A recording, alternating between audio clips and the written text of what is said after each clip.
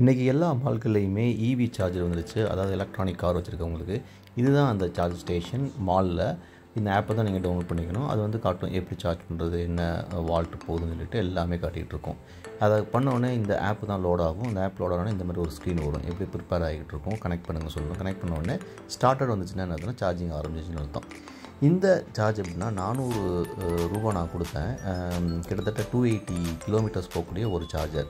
இந்த 280 கிலோமீட்டர் போகக்கூடிய ஒரு இதுக்கு பெட்ரோல் போட்டிங்கன்னா 2500 போடணும். ஆனால் 400 தான் நான் கொடுத்தேன். இதுதான் அந்த சார்ஜ் ஆகுது பார்த்தீங்களா. ஸோ 400 எங்கே இருக்குது, 2500 எங்கே இருக்குங்கிறத பார்த்துக்கங்க. ஸோ இவி போட்டதுனால காசு கடுமையாக சேவ் ஆகுது. கோ க்ரீன் வேறு. அந்த சிஸ்டம் வந்து இப்போ எல்லா இடத்துலையும் அவைலபிளாக இருக்குது. அதை காட்டுறதுக்கு தான் இந்த வீடியோ.